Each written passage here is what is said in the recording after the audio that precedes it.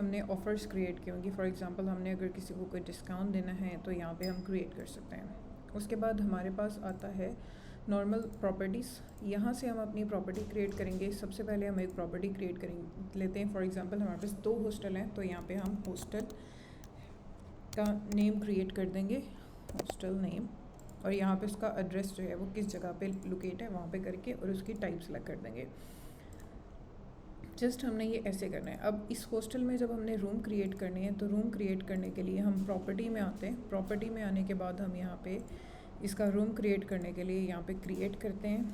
यहाँ पे हम रूम नंबर 2 जो है वो क्रिएट कर लेते हैं, और इसको जिस हॉस्टल में होगा वो हॉस्टल यहाँ पे अलॉट करने के बाद हम जो है इसकी टाइप सेलेक्ट कर लेते हैं, ये हॉस्टल है या रूम है।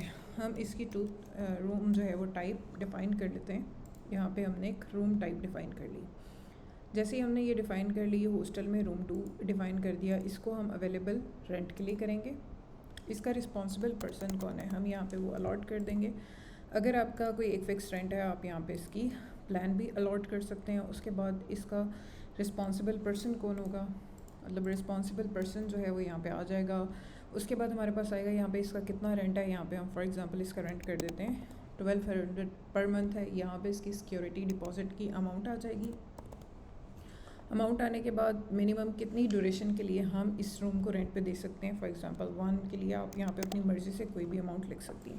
इस रूम में जितने भी बेडरूम्स हैं वो यहाँ पे आ जाएंगे। इसके बाद एडिशनल इन्फॉर्मेशन है, अगर आप सेव इसमें कोई इनपुट वैल्यूज़ करके सेव करना चाहें तो कर देंगे, लेकिन अगर आप नहीं करना चाहते तो कोई इशू नहीं है। यहाँ पे आप इसे सेव कर देते हैं। ये एक रूम जो है वो हमने क्रिएट कर दिया है। जैसे ही आप इसे सेव करेंगे तो आपके पास 2 ऑप्शन आते हैं, ये अवेलेबल रूम है या नहीं है। आप इसे अवेलेबल कर देते हैं तो यहाँ पे आपके पास ऑप्शन आ जाता है इसका क्रिएट कॉन्ट्रैक्ट करने का, ठीक है। जैसे ही आप क्रिएट कॉन्ट्रैक्ट पे क्लिक करते हैं, यहाँ पे आपके पास ऑप्शन आता है कि आपने इस पर स्टूडेंट अलॉट करना है या किसी टीचर को अलॉट करना है। आपके सारे मेंबर्स आ रहे होंगे। फॉर एग्जांपल आपने जिस क्लास का लेना है उस क्लास का यहाँ पे रोल नंबर आ जाएगा। आप इसे रोल नंबर के हिसाब से, जैसे फॉर एग्जांपल ये रोल नंबर आ रहा है स्टूडेंट का 288, आप इसे सिलेक्ट कर लेते हैं। यहाँ पे रिस्पॉन्सिबल पर्सन वो पर्सन होगा जो इस हॉस्टल को देख रहा होगा। आपने यहाँ पे उसका नेम लिखना है। नेम में से आप नेम सेलेक्ट कर सकते हैं। यहाँ पे आप अपना नेम जो है वो सिलेक्ट कर लें।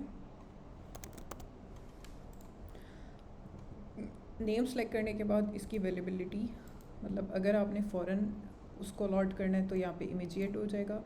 अगर आपने किसी स्पेसिफिक डेट से करना है तो स्पेसिफिक डेट से आ जाएगा। यहाँ पे ये ऑप्शन है रेंटल इंस्टॉलमेंट्स। यहाँ पे इसका रेंट आ रहा है 1200 पर मंथ। यहाँ पे आपका सिक्योरिटी डिपॉजिट जो आपने अमाउंट लिखी थी वो आ रही है। आप इसे कम या ज़्यादा भी कर सकते हैं। अगर आप इसे कोई डिस्काउंट देना चाहते हैं तो यहाँ से दे लें। परसेंटेज में देंगे तो परसेंटेज आ जाएगा, फ़िक्स में देंगे तो यहाँ पे फ़िक्स डिस्काउंट आ जाएगा। हम इसे 1000 का डिस्काउंट देंगे तो इसका ये टोटल 14400 में से हो जाएगा। इसकी कॉन्ट्रैक्ट कंप्लीट की डेट आपने यहाँ से मेंशन कर देनी है। यहाँ पे हम ये मेंशन कर देते हैं कि दिसंबर 31 को इसका जो है ये कॉन्ट्रैक्ट ख़त्म हो जाएगा।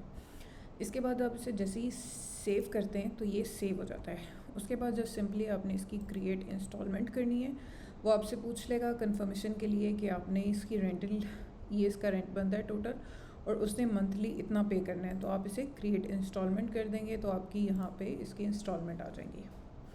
यहाँ पे ये पेड है। जैसे ये पे करेगा अपना वाउचर प्रिंट करके आप इसे पे करवा सकते हैं, और आप इसको ये प्रॉपर्टी का जो आपने कॉन्ट्रैक्ट किया हुआ है ये पे कर सकते हैं। इसे आप जैसे ही कंफर्म करते हैं तो ये आपका ऑर्डर जो है वो कंप्लीट हो जाता है। यहाँ पे ये कंप्लीट हो गया। अगर आपने अपनी प्रॉपर्टीज़ चेक करनी है तो आप यहाँ पे आते हैं।